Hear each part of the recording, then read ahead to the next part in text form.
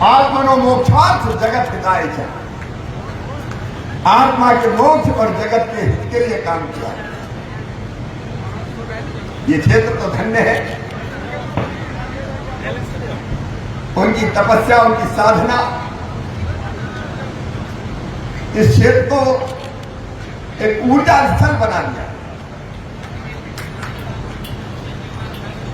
और चाहे गोरक्षा का सवाल, समान नागरिक संहिता, अयोध्या में भगवान श्री राम की जन्मभूमि पर भव्य मंदिर का निर्माण हो, स्वामी जी लगातार उसके लिए काम करते हैं। श्री विद्या के तो उपासक थे और उसके माध्यम से जन जन का कल्याण कैसे हो, इस काम में भी सदैव गुरुदेव लगे रहे, लेकिन जन कल्याण कभी नहीं भूले। उसने पाठशाला, विद्यालय, संस्कृत विद्यालय और औषधालय, एक नहीं अनेकों सेवा के विकल्प उन्होंने प्रारंभ किए। हमारी सनातन संस्कृति लगातार बढ़ती रहे पूरे विश्व में, इसके लिए जीवन भर उन्होंने काम किया। मैं सच में अगर उनका परिचय दूं एक पंक्ति में, वो ज्ञान, भक्ति और कर्म के त्रिवेणी संगम थे। उसके दर्शन करके हम तीनों में स्थान कर सकते। ऐसे परम पूज्य स्वामी जी जो सदैव हमारे बीच, उनकी उपस्थिति, उनका आशीर्वाद हमें अभी भी मिलता है, हम सब महसूस करते हैं। ये साधारण स्थल नहीं है। मैं उनके चरणों में प्रणाम करते हुए उनसे यही प्रार्थना करता हूं, वो हम सब पर सदैव कृपा की वर्षा करे और भारतीय सनातन संस्कृति की धर्म ध्वजा जो उन्होंने उठाई थी वो सदैव आगे बढ़ती रहे और भौतिकता की अग्नि में दग्ध विश्व मानवता को ये देश, हमारी सनातन संस्कृति शाश्वत शांति के पथ का दिग्दर्शन कराए, जिसके लिए महाराज जी गुरुदेव ने जीवन भर कार्य किया। यहाँ उनकी कल्पना भी औषधालय की, नेत्र औषधालय। ईश्वर को प्राप्त करने के सीधा पकड़ो, अरे ऊपर 3 मार्ग हमारे संतों ने, ऋषियों ने बताए।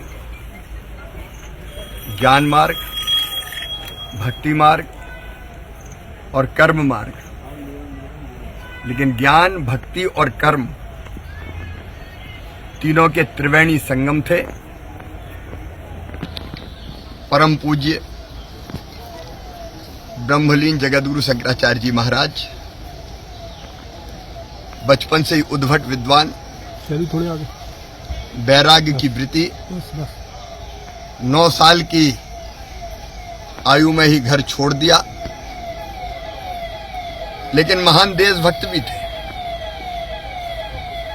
ज्ञान पिपासा तो शांत की ही उन्हें,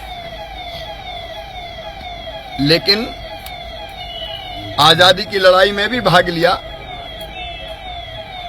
19 महीने जेल रहे और क्रांतिकारी साधु कहलाए। उन्होंने धर्म की जय हो, अधर्म का नाश हो, प्राणियों में सद्भावना हो और विश्व का कल्याण हो। विश्व कल्याण के लिए और भारतीय संस्कृति, सनातन संस्कृति के माध्यम से ही वो कल्याण हो सकता है, उसके लिए उन्होंने पूरा जीवन समर्पित किया। वो दीन, दुखी और दलितों के लिए, शोषितों के लिए पूरे जीवन भर कार्य करते रहे। चाहे झारखंड में विश्व कल्याण आश्रम हो या अलग अलग राज्यों में जनजातियों के कल्याण के काम हो, वो सदैव करते रहे। चिकित्सालय, विद्यालय, संस्कृत पाठशाला और अनेकों सेवा के कामों का भी सदैव उन्होंने संचालन किया। समान नागरिक संहिता,